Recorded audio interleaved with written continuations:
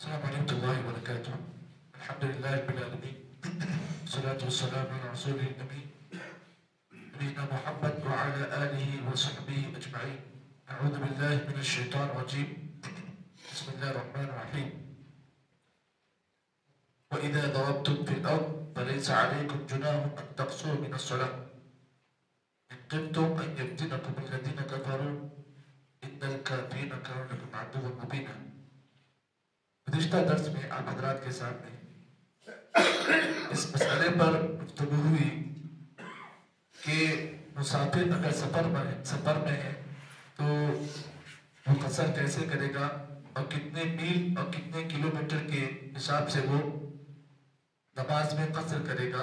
اس سلسلے میں آپ کے سامنے کچھ باتیں پیش کی گئی اور یہ بات بیان کی گئی تھی کہ حقیقت میں سفر کسے کہتے ہیں اور آدمی سفر میں قصر کیسے کرے گا.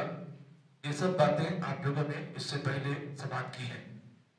اس سلسلے میں ایک مسئلہ آپ یاد رکھیں ہمیشہ. عرف عام میں جسے سفر کہا جاتا ہے، آدمی اپنے گھر سے اگر نکلتا ہے کسی جگہ سفر کرنے کے لیے تو آدمی اپنے گھر سے جب نیت کر کے نکلتا ہے کہ مجھے سفر کرنا ہے، اب وہ آدمی وہیں سے مسافر شروع ہو جاتا ہے. اس کا حکم مسافر کا وہیں سے اس کے اوپر لاگو ہو جاتا ہے. اب یہاں پر آپ اس بات کو بھی جان لیں، بعض لوگ جو سفر کے بارے میں یہ بات حد مقرر کرتے ہیں کہ 80 کلومیٹر یا پھر 45 کلومیٹر جو یہ فاصلہ بنائے ہوئے ہیں، جنہوں نے یہ کہا ہے کہ اگر اتنا سفر ہے تو آدمی قصر کرے گا ورنہ نہیں کرے گا. اس سلسلے میں آپ اس بات کو جان لیں.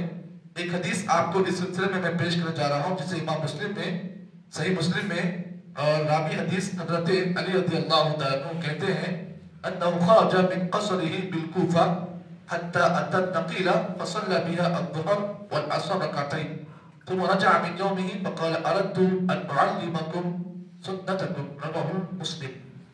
حضرت علی رضی اللہ تعالیٰ جو اللہ کے نبی صلی اللہ علیہ وسلم کے صحابہ اکرام میں سے یوں سمجھیے کہ جو خلفاء اکرام ہیں ان میں سے آپ بھی ایک ہیں. حضرت علی رضی اللہ تعالیٰ کہتے ہیں انہو خرج من قصری بالکوفہ. ایک مرتبہ آپ کوفہ کے مقام میں تھے. کوفہ جو ہے بہت مشہور مقام کوفہ جو بڑا تاریخ میں اس کا بہت بڑا کردار ہے. حضرت علی کہتے ہیں کہ میں کوفہ کے اندر میرا گھر تھا، میں وہاں سے نکلا. کہاں نکلا؟ مدینے کے لیے نکلا. کوفہ سے مدینہ بہت لمبا فاصلہ ہے. تو حضرت علی کہتے ہیں میں کوفے سے مدینے کو نکلا حتیٰ اتت نقیلہ، تو راستے میں کوفہ کے اندر ہی ایک باغ تھا، میں وہاں پر رک گیا. کیوں رکا؟ تاکہ میری ضرورت پوری کرنے کے لیے رک گئے. کوفہ کے مقام میں ہی نقیلہ ایک مقام ہے، وہاں پر حضرت علی رضی اللہ تعالیٰ کچھ دیر کے لیے اسٹے کیے. کہتے ہیں فصلی بها الظہر، میں نے وہاں پر ظہر کی نماز پڑھی، والعصر، عصر کی نماز پڑھی. کتنی پڑھی؟ رکعتین. کوفہ میں ہے اور کوفہ مقام میں ایک نقیلہ مقام ہے. ایک نقیلہ ایک ایریا ہے جہاں پر باغات وغیرہ تھے. حضرت علی وہاں پر رکے. کیوں رکے؟ سفر میں اپنی ضرورت پوری کرنے کے لیے. پھر حضرت علی کہتے ہیں فصلی بها الظہر والعصر، میں نے وہاں پر دو نمازیں پڑھی. کون سی پڑھی؟ ظہر کی پڑھی، عصر پڑھی. کتنی پڑھی؟ رکعتین، دو رکعتیں. ثم رجع من یومہ، پھر میں وہاں سے نکل گیا. کہاں نکلا؟ آگے مدینے کو. فقال، راوی حدیث کہتے ہیں علی اردت ان اعلمکم سنتکم. ان کے ساتھ کچھ لوگ موجود تھے، انہوں نے کہا کہ ارے بھائی ہم لوگ تو ابھی کوفہ میں ہی نا، ابھی ہم لوگ گئے بھی نہیں آگے، فاصلہ بھی طے نہیں ہوا 80 کلومیٹر. حضرت علی نے جواب میں کہا اردت ان اعلمکم سنتکم، میں نے یہ ارادہ کیا، میں نے چاہا کہ اللہ کے نبی کی سنت تم کو بتا دوں. اللہ کے نبی کی سنت کیا ہے؟ صحیح سنت. اس کا مجھے یہ علم ہوا اور میں نے اس علم کو تمہارے درمیان پھیلا دیا، کیونکہ میں نے اللہ کے نبی کو دیکھا کہ آپ صلی اللہ علیہ وسلم مدینے میں ہی تھے، آپ مکہ کو جا رہے تھے، تو اللہ کے نبی کی اقتداء میں میں نے نماز پڑھی. کہاں؟ مدینے کے اندر ہی. کہاں پر؟ مسجد قباء کے آس پاس. ہم نے وہاں پر اللہ کے نبی کے ساتھ نماز پڑھی. کون سی نمازیں پڑھی؟ ظہر اور عصر پڑھی. کتنی پڑھی ہم نے؟ رکعتین. حضرت علی نے دلیل اللہ کے نبی کے عمل کو لے کر لوگوں کو کہا کہ میں نے یہ عمل اس لیے کیا اردت ان اعلمکم سنتکم، تاکہ اللہ کے نبی کی صحیح سنت کو تو بتا دوں، اس لیے میں نے ایسا پریکٹیکل عمل کیا۔ تو معلوم یہ ہوا جو لوگ یہ کہتے ہیں کہ آدمی جو ہے 45 کلومیٹر یا 80 کلومیٹر کا اگر فاصلہ طے کرتا ہے یا پھر اتنا سفر ہے تو آدمی قصر کرے گا، تو ایسے لوگ بتائیں پھر اللہ کے نبی کی حدیث کا آپ کیا جواب دیں گے؟ ایک تو صحابی رسول ہے حضرت علی، اور دوسرا یہ صحابی کہہ رہے ہیں کہ میں نے اس کو اللہ کے نبی صلی اللہ علیہ وسلم کے عمل کی روشنی میں کیا ہے۔ پریکٹیکل کون تھے؟ اللہ کے نبی تھے۔ نہ وہاں پر انہوں نے کسی امام کی بات کہی نہ کسی اور کی بات کہی، بلکہ انہوں نے دلیل کے طور پر یہ بات بیان کی کہ میں نے اللہ کے نبی کے ساتھ ایسا عمل کیا، اور آپ صلی اللہ علیہ وسلم کی اقتداء میں ہم لوگ تھے، مکہ سے مدینے سے مکہ جا رہے تھے، راستے میں خبا کے مقام پر ہم نے اللہ کے نبی کی اقتداء میں 2 نمازیں پڑھی۔ کون سی؟ ظہر اور عصر۔ کتنی پڑھی؟ رکعتین، 2 رکعتیں پڑھی۔ تو معلوم یہ ہوا ایک دلیل آپ کو یہ مل گئی۔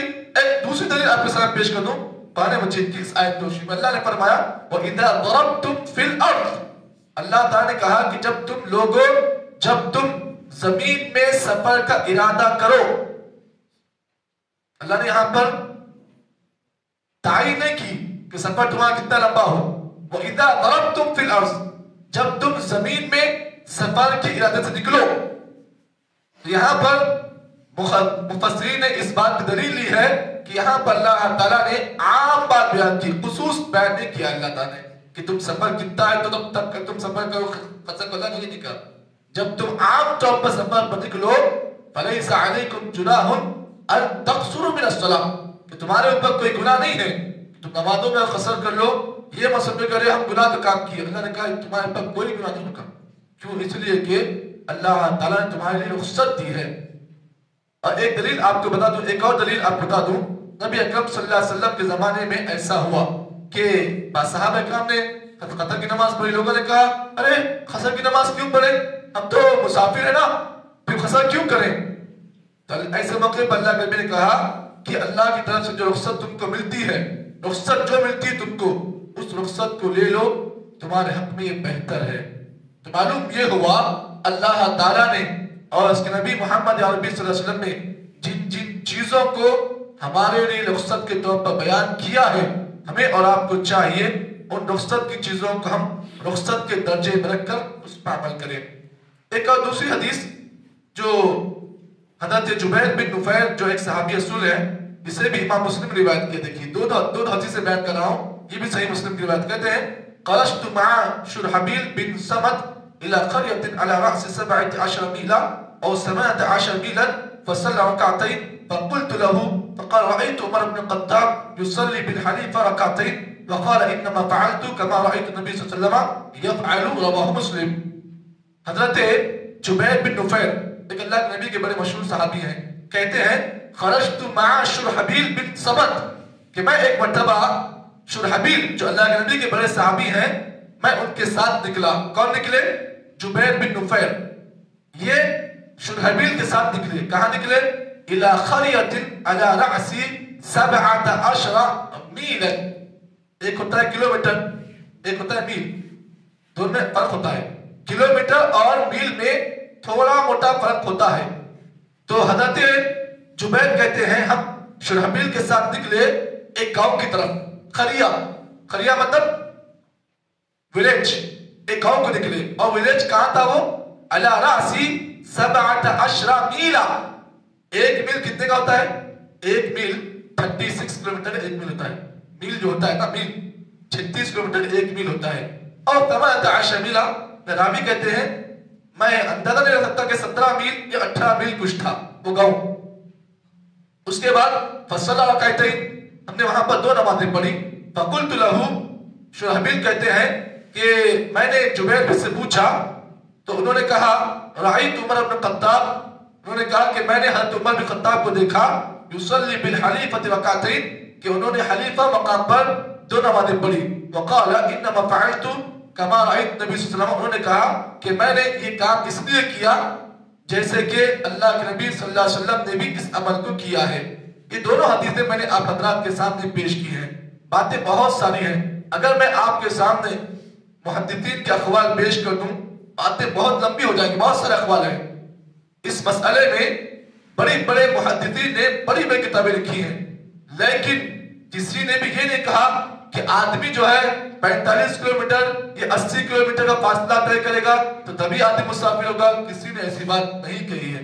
البتہ جو ائمہ اربعہ ہیں، امام ابو حنیفہ وغیرہ ہیں، ان لوگوں کے پاس اس میں اختلاف ہے، لیکن راجح قول اس سلسلے میں صحیح قول یہ ہے کہ آدمی جب سے اپنے گھر سے نکلے گا، سفر کی نیت کر لی، اب سفر یہاں سے اگر شاد نگر ہے یا پھر آپ کا حیدرآباد ہے یا پھر یہاں سے آپ اٹکور جا رہے ہیں، تقریباً 60 یا 70 کلومیٹر فاصلہ ہے، تو آپ اگر یہاں سے نکل رہے ہیں اپنے گھر سے تو آپ بیچ میں اگر اسٹے کریں، کہاں پر دیوگدرا یا پھر آگے جو بھی مقامات ہیں، اگر وہاں پر اسٹے بھی کرتے ہیں تو آپ مسافر کے ضمن میں رہ کر آپ وہاں پر قصر کر سکتے ہیں۔ یہ اللہ کے نبی صلی اللہ علیہ وسلم کا یہی راجح عمل ہے، یہی اللہ کے نبی کی سنت ہے۔ باتیں انشاءاللہ اور بھی بہت ساری ہیں، آپ کے ساتھ انشاءاللہ آہستہ آہستہ اس گفتگو پر اور مسائل انشاءاللہ پیش کی جائیں گے۔ اللہ سے دعا کریں کہ اللہ تعالیٰ مجھے اور آپ کو جتنی باتیں اس آیت کریمہ میں روشنی بیان کی گئی ہیں، اللہ تعالیٰ صحیح اللہ کے نبی کے عمل کے مطابق زندگی بھر عمل توفیق عطا فرمائے۔ سبحان اللہ بحمدہ، سبحانک اللہم وبحمدک، نشہد ان لا الہ الا انت، نستغفرک ونتوب الیک۔